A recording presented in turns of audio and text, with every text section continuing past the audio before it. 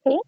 Para dun sa mga hindi ko na-meet and medyo kailangan ng um, checking na kanilang ng lessons. So, at i-discuss ko about again yung me, myself, and I, and also my family members. So, fast tracking, uh, there are different ways how Japanese refer to themselves, ang kanilang sarili.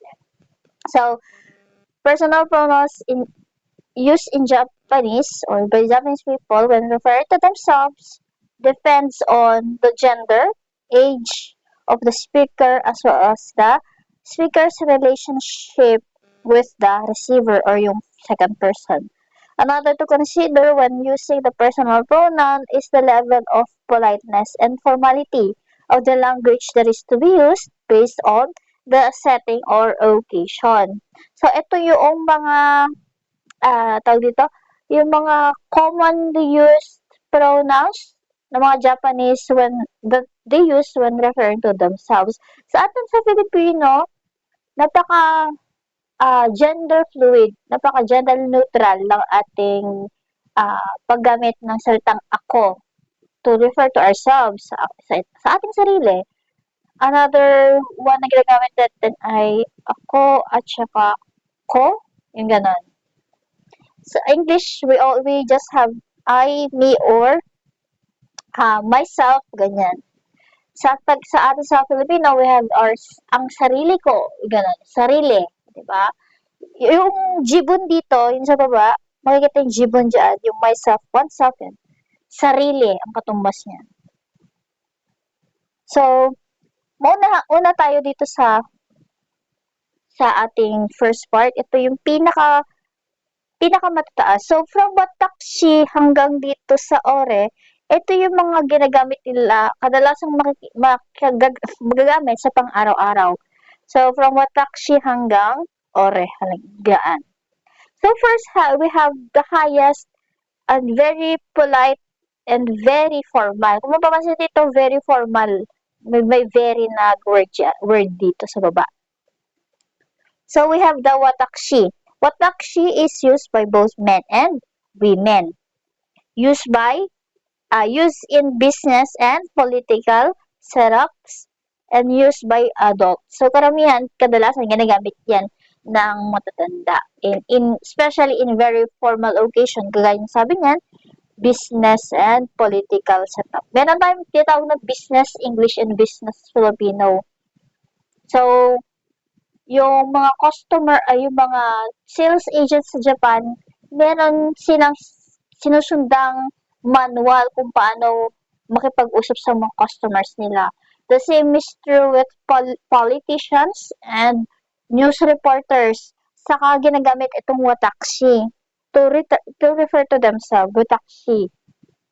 So, ginagamit lang ang watashi kapag napaka-formal na okasyon. Halimbawa, campaigning, pangampanya, meeting, halimbawa ng mga national leaders or leaders ng mga bansa, ng mga politiko, or ng journalists, yung mga news anchors natin, radio commentators, mga news representers, mga yan, sila yung mga gawagamit.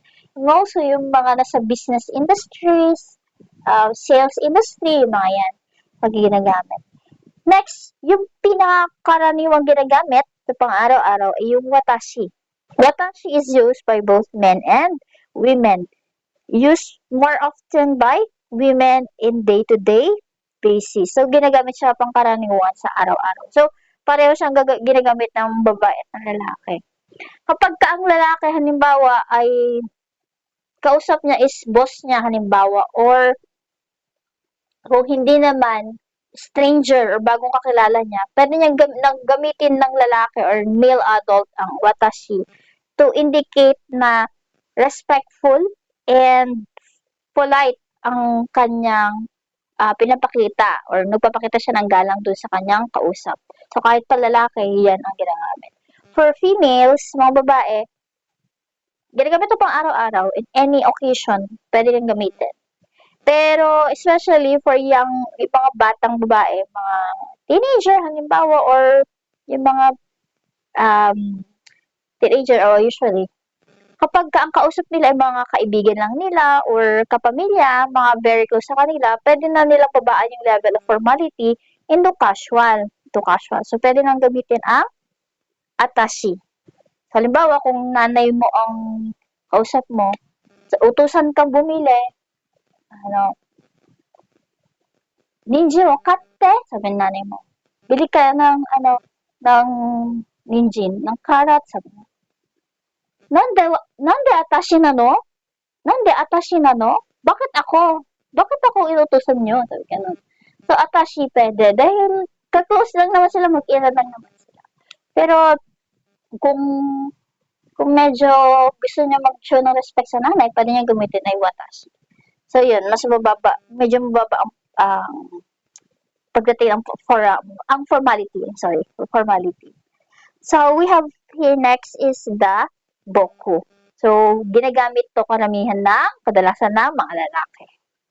Used by boys or yung mga young kids natin, usually mga elementary, ganyan.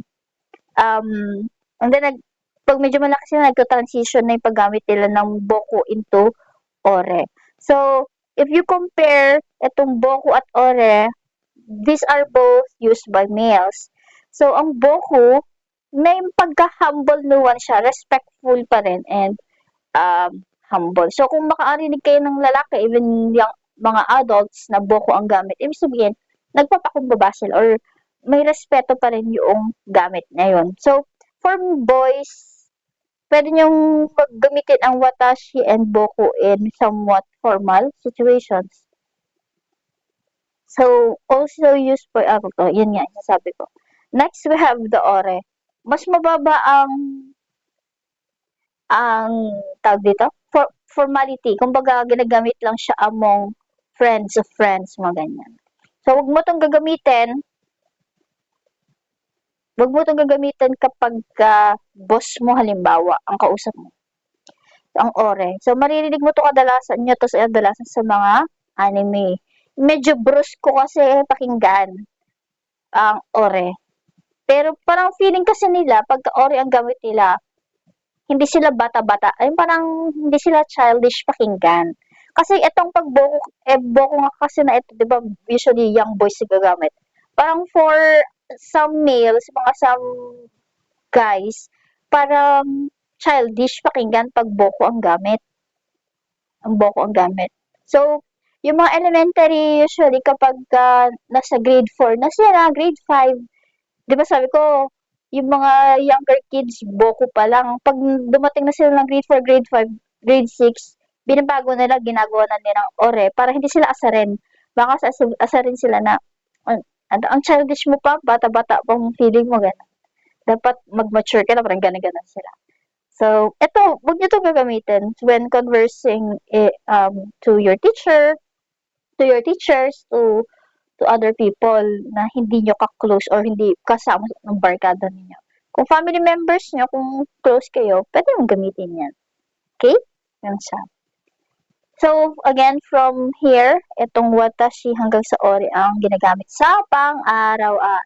So, pang-araw-araw, siguro from watashi na at watashi hanggang ore. So, yun. Next, you have yung jibun. Ito, ang aking sarili. Sarili ng mga katumbas niyan. So, used by all ages, all gender, and other situation. Now, if you have observed here, meron tayong kinoconsider natin yung age at saka yung formality. And also yung situation, kung kailan naganap yung conversation or yung communication. If you have seen or if you remember dito sa first slide we have here, there are things to consider itong level of politeness and formality to be used. No? And to determine kung polite ba or casual, kung formal ba or casual, sige, dalawa na lang ikon ko, kung formal ba or casual ang gagamitin nyo, you have to consider, i-weigh nyo muna kung ang kausap ba ninyo mas mataas ang rango sa inyo or mas may experience ba sa inyo. Halimbawa, kailangan i-weigh nyo kung dapat bang formal, 'di ba? You have to remember kailangan magpo and opo ka. Parang gano'n din lang naman sa kanila, kailangan niyong i-adjust yung pormalidad. Depende sa sa relasyon niyo dun sa kausap niyo. Kung close niyo lang naman, puwede niyo namang gamitin medyo casual.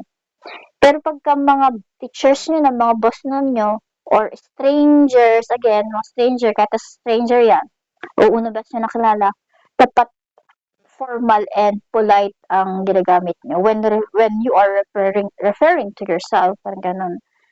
Um, Also yung gender, pansin niyo 'di ba, kailangan may mga pronouns na tanging babae lang gumagamit, like say for instance 'tong atashi, and may mga pronouns na lalaki lang ang gumagamit, 'tong ore and boku, ganyan.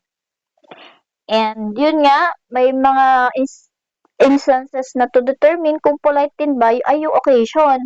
Kung halimbawa newscasting ganyan, kailangan polite, or kapagka um, political summits na ganyan-ganyan. Mga meeting, kailangan polite. Okay? Paano niyo mo made-determine?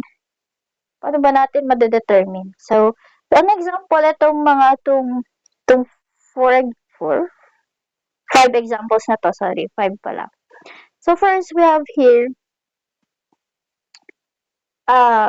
i-weigh mo kung anong relasyon nung dalawang nag-uusap. So, for the first part, ang nagsasalita dito ay si daughter. Tapos sabi ni daughter, I will go to the supermarket now. Okay? Ang kausap ni daughter ay si mother niya. So, establish niya na dyan dahil mag-ina lang naman sila, maaring casual.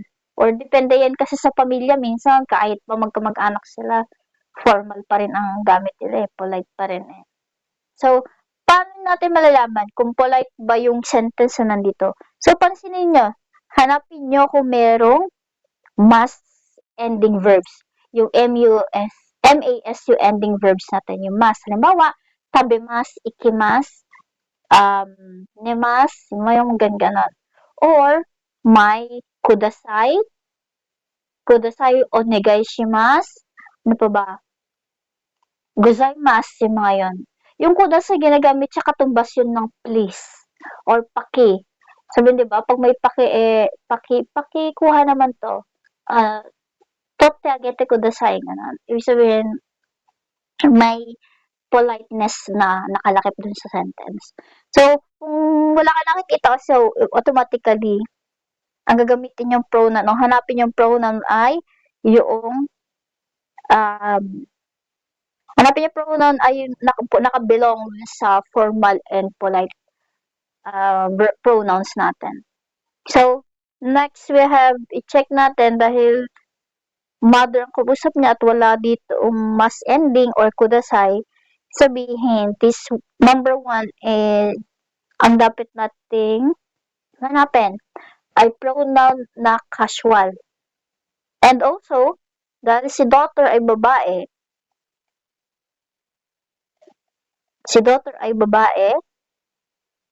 ang gagamitin niya ay pambabae na pronoun. So, watashi, ima, supa ni ikune, sabi niya. Mama, kasan, sabi niya. Watashi, ima, supa ni ikune. So, actually, ino-omit naman nila kadalasan itong watashi kung sila sa dalawa lang naman nag-usap, diba? Yan naman sabi ko sa inyo noon. Pero, for the sake of, maintindihan niyo kung bakit watashi ang ginagamit. So, sabi natin, ang watashi pwede siyang gamitin in day to day. And, pwede siyang gamitin in all occasions. So, wala ka makikitang mas ending dyan. Dahil, casual lang naman yung usapan na mag-ina. So, dito, pwede nyo rin siyang palitan ng atashi. Dahil, close naman yung mag-ina kung ano naman. So, pwedeng watashi, ima, supa ni ikune, or atashi, supa ni ikune, parang gano'n na siya. Next, we have, I am a grade school student, said by a boy to a teacher. Boku wa shogakusei desu. Sige nga, ayusin natin yung vocabulary. Watashi is ako, Ima is now or ngayon. Supa is short term for supermarketo or supermarket. Ni iku, ni here is your preposition. To. Na to ang katumbas. And is iku is to go or pupunta. I'm going. Ganun. Ne here is an interjection. Ano ulit interjection? Yung nagbibigay diin or nag-express ng strong emotion. Nagbibigay ng oomph. Kumbaga, oomph dun sa sentence or dun sa thought. Next, we have here, boku wa shogakse desu. Boku is ako na yung batang lalaki. Kasi batang lalaki yung nagsasalita dito. And dahil boku siya, panglalaki yan. Ang kausap niya ay si teacher. So, dapat formal ang kanyang ginamit. So, makikita niyo dito, merong des. So, boku here is I. Gakse means shogakse means elementary school student or grade school student. Shogaku means, ang shogaku kasi grade school or elementary school. Pag may se ending dyan, student. So kayo, you are daigakse, daigaku-se, daigakse. So sabihin nyo nga, kung babae kayo, halimbawa, I am a college student.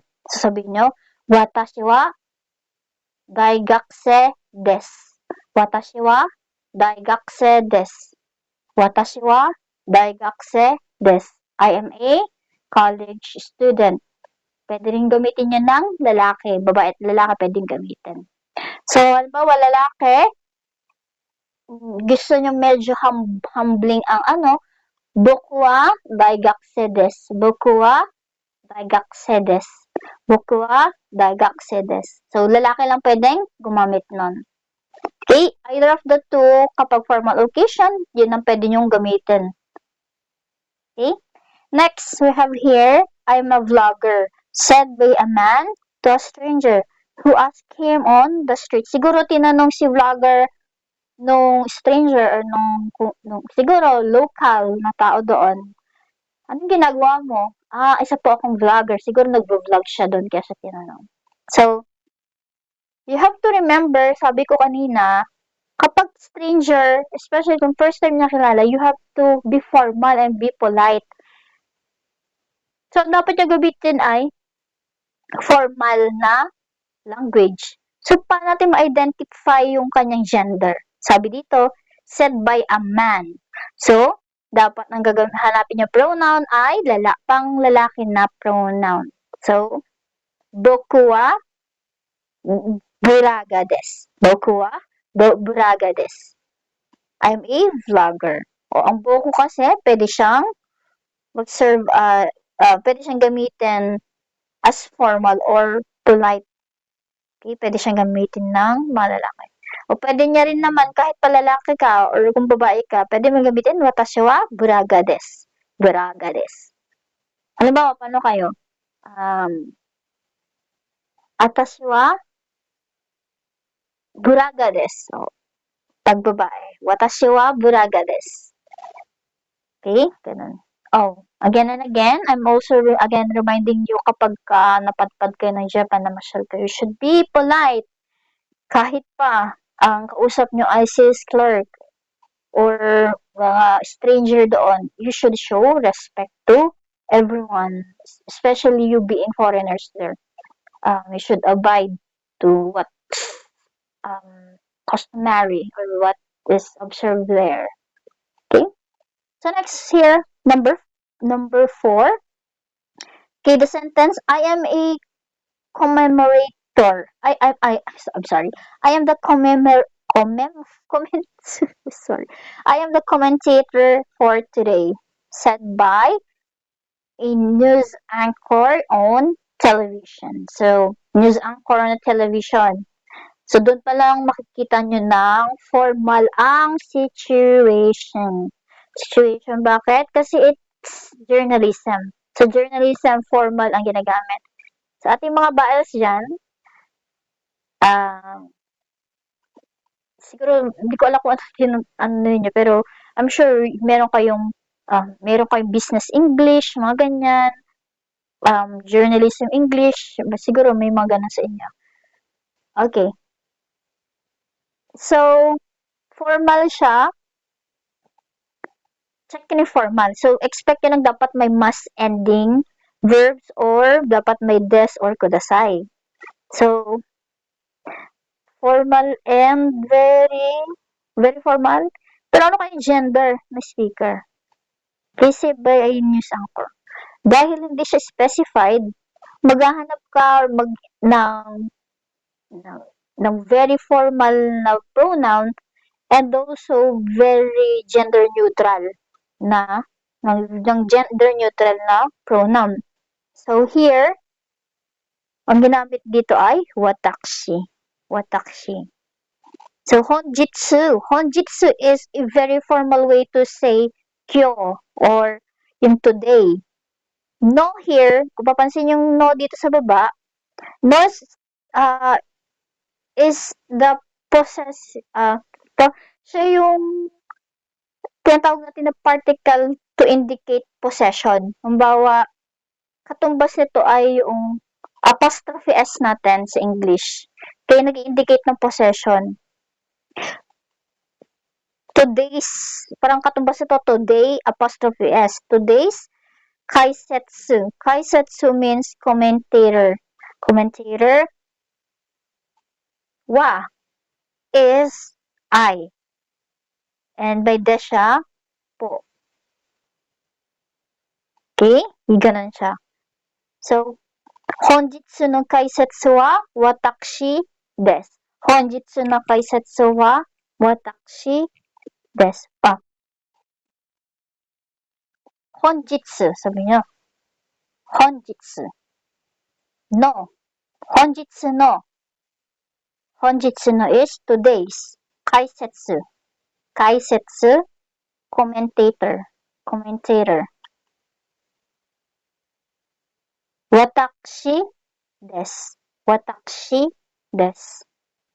Honjitsu no kaisetsu wa watashi desu. Okay, ganun siya i-pronounce. Okay, ito. For number 5, ito gusto kong sabihin sa inyo. Dahil mag-e-exam kayo. Believe in yourself. Okay? You said to a friend almost. I said to you, my students. Dahil students ko kayo or friend, ang siguro, ang kausap ni speaker, ni first person, gagamitin ay kahit casual lang. So, casual or yourself pala, sorry. Yung yourself, ang katumbas niya ay yung given. Maniwala ka sa iyong sarili. So, ang formality nito ay casual. Wala siyang kudasai. Wala kayong makikitang kudasai dyan. Kasi casual lang siya. So, ganun lang naman yan. Wala. Okay? Ganun ang pag-identify ng pronoun na gagamitin. So, next we have your family, mga pamilya natin. Watashi no kazuko. Kikita niyo, no here. My family. So, yung watashi is I. To express possessive form, yung possessiveness, no here is equivalent to yung apostrophe S natin sa English. Kazoku means family. Kazoku. Okay. The nouns and pronouns for one's family members and other people's family members are very different from other countries. There are 3 distinct language levels, each one with its own vocabulary. In fact, there is difference in the way you speak depending on whether, for case A, you are talking about the members of your own family to a third party or the second party. Case B, about members of the another person's family. Or, for case C, when you are talking to members of your own family. Okay? Sa case A dito, kung mapapansin niyo, ang sabi dito, you are talking about members of your own family to a third party.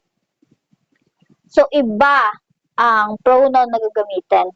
Kapag kakausap mo, kapag ang topic ninyo ng kausap mo ay about sa family member mo, sa kapamilya mo. Okay? Next, you have here for case B kasi, ang pinag-uusapan ninyong dalawa ay pamilya nung kaharap mo or nung second person or ng third person. Sa case C, yung mismong kapamilya mo ang kausap mo and ang topic ninyo ay yung other members of your own family. Mga kapamilya mo rin lang ang topic ninyo. So the following table show the differences. When the differences when speaking about your own family to somebody. For example, for case A, so sa case A, watashi no chichi is redundant because the word chichi is enough to indicate that you are talking about your own father and not somebody else's father. So,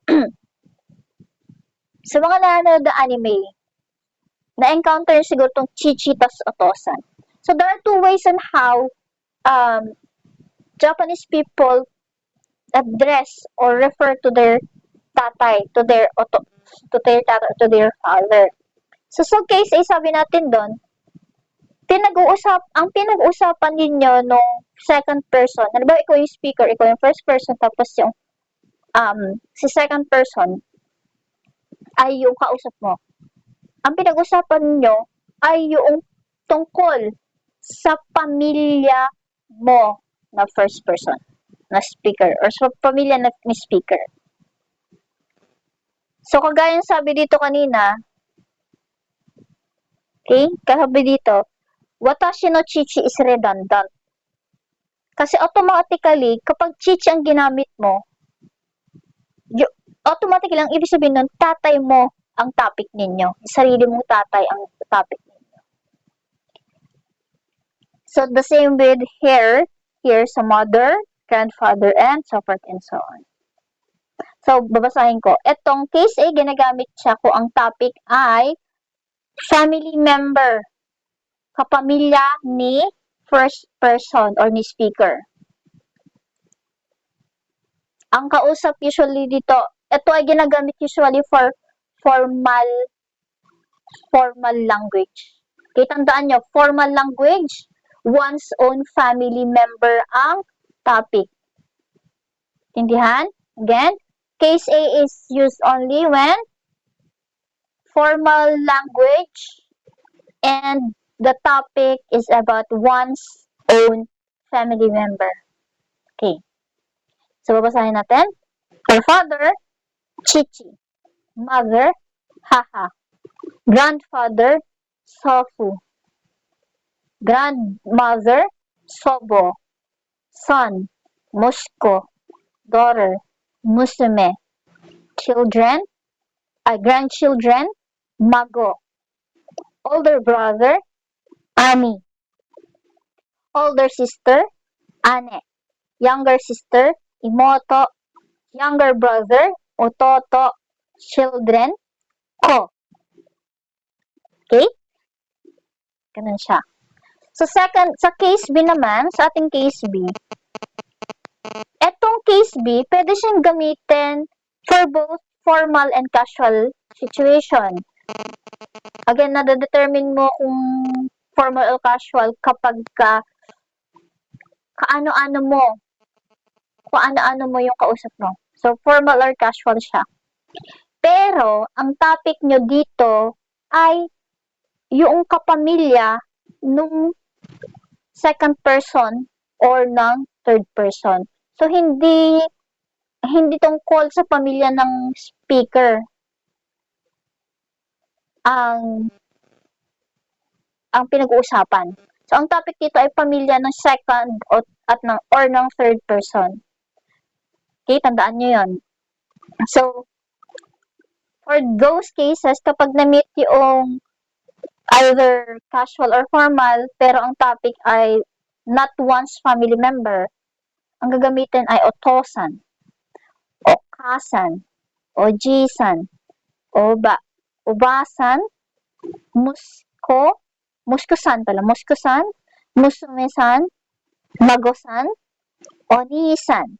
Again, Oni-san, One-san, Imoto-san, Ototo-san, Oko-san. Okay? Kita nyo yung difference nila. So, case C naman, eto kapag mismong kayo-kayo na lang na pamilyang nag-uusap. Okay? Kung mismong yung family member na yung kausap mo, or other family member yung pinag-uusapan ninyo. Halimbawa, nag-uusap kayo ng ate mo, tapos ang topic nyo ay sinanay nyo. O, diba? Saka lang siya gagamitin. Katubas nito kung ano yung ginagamit nating pantawag sa ating family members kapag nasa bahay lang tayo. Okay, we have here, ginagamit nila papa, pero pwede ding otosan or oto-chan. Pakipalitan na ito. So, oto-chan, pwede rin. Kapag may chan ang ending, C-H-A-N, okay, ibig sabihin close kayo. Or usually, ang gumagamit ng may chan endings ay mga bata to express their parang endearment sa kanilang kapamilya. Ganun. So for father, we have oto-san or papa, pwedeng oto-chan. Anong tawag sa atin sa Filipino? Tatay, ama, sa Ilocano, yung ginagamit ko ang tawag sa parents sa bahay, yun na yun. And then for mother is mama or okasan, pwedeng okachan. Next is oji-chan, oji-chan, or oji-san. Obasan or obachan.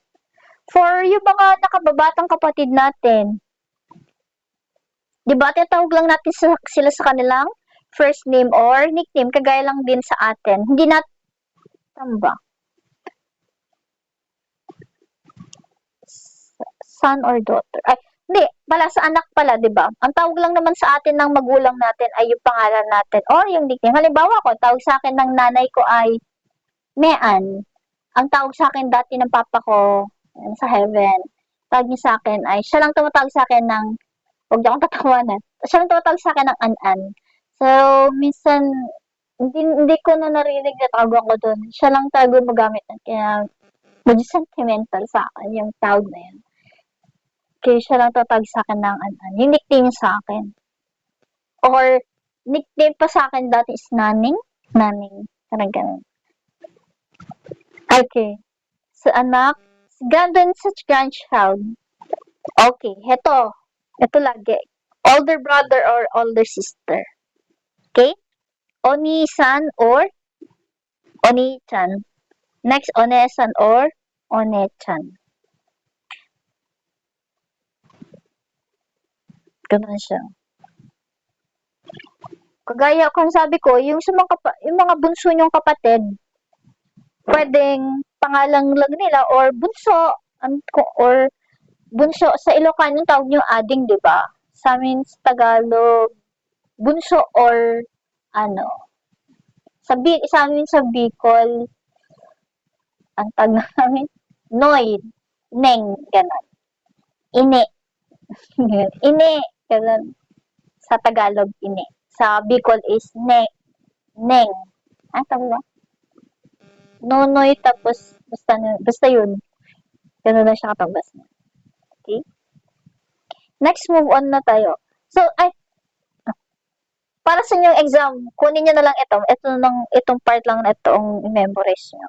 Halimbawa, kumbaga sa kahit yung case silang pagtunan nyo ng pansin, doon lang ako kuha siguro. Or ito lang. So, again, bakit yan? Baliktad yung family tree. Ay, sa baba. Okay, dito lang tayo mag-focus. Dito na ako kukuha ng ganyan. So, again. So, ito refers to your own family member sa sarili nating mong family member. So, ang tawag nyo sa lolo is Oji-san. Pag-pronounce ay Oji-san. Kayo nga? Oji-san. Mahaba yung E-G. Next, Oba-san. Lola. Oba-san. Next, we have here, Otosan. Otosan. Tatay. Yung tatay nyo. Tatay natin. Next, okasan. Okasan. Next, uncle. Ojisan. Or oji. Ojisan. Or oji. Next is oba. Oba. Obasan. So, pansinin nyo, tinuro ko naman na sa inyo yung proper way to distinguish, ano, ang obasan versus obasan. Obasan versus obasan. Next, we have oji-san versus oji-san. Oji-san. So, pag sinabi ko oji-san, lolo or tito. That is tito. Pag sinabi kong obasan,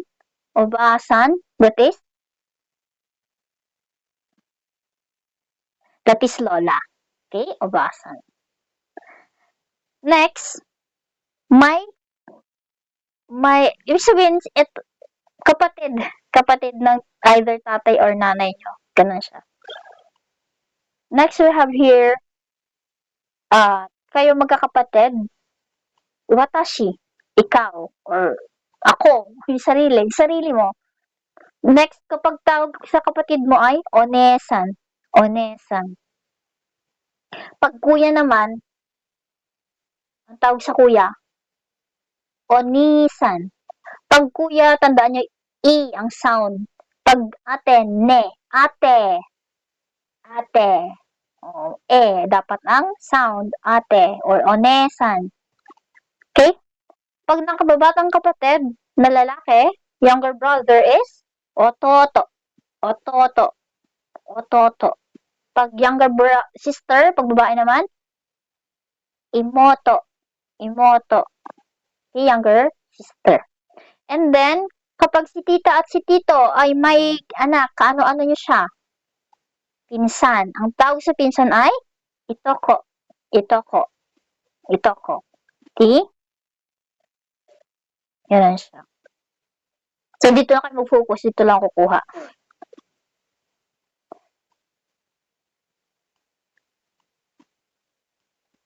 So, heto yung other, words for family members. Shujin, Otto. Husband is Shujin or Otto. For case A. Case B is Goshijin. Etong anata is you. But also used as word of endearment by married couple. Napapansin niya dito. So, kapag hindi nyo alam yung pangalan ng isang tao and medyo formal yung situation, anata pwede nyo gamitin. But anata is also equivalent to darling ng mag-asawa. Okay? Ganun siya. Next, wife is tsuma.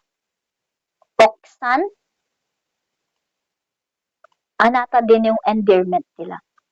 Sino sa inyo, merong nag-send sa akin ng oksan ang tawag sa akin. Hindi sense. Dapat sense, hindi oksan yung sinend sa akin dati. Okay? Next, uncle, oji, or oji-san, o oji-san, tawag doon. Aunt, obasan, pakipalit, obasan dapat to. Next, cousin is itoko-san. Kapag mas matanda, parang kapareho din natin, ang tawag natin sa kuya, sa pinsan natin na lalaki na mas matanda. Kuya din. So, onisan din lang. Pag mas matanda yung pinsan nating babae, onesan.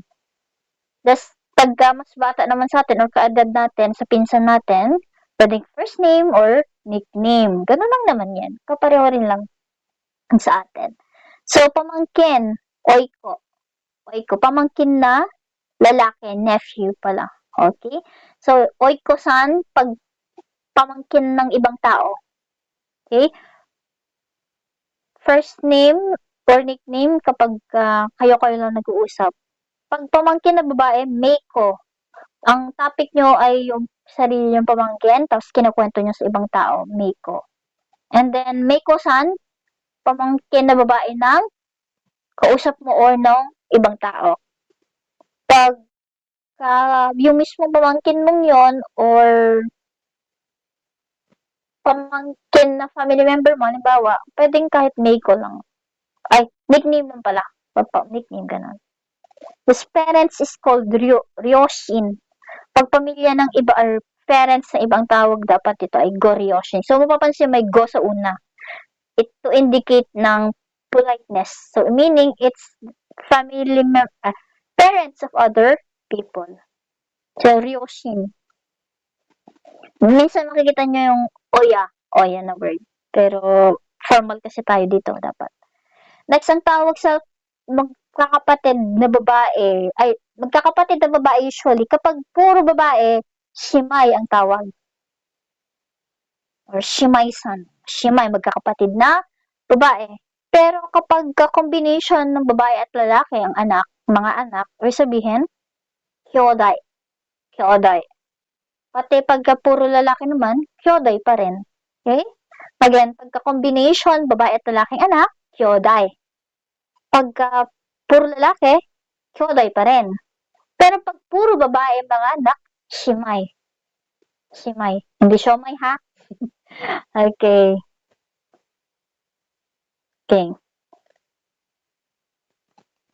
Ito yung family name in Japanese. As you can see, all the words used to talk about someone else's family members have the suffix san. Merong san, except goshijin, which is, as you know, used as mark of respect. Do not use to talk about your own family members to someone outside your family.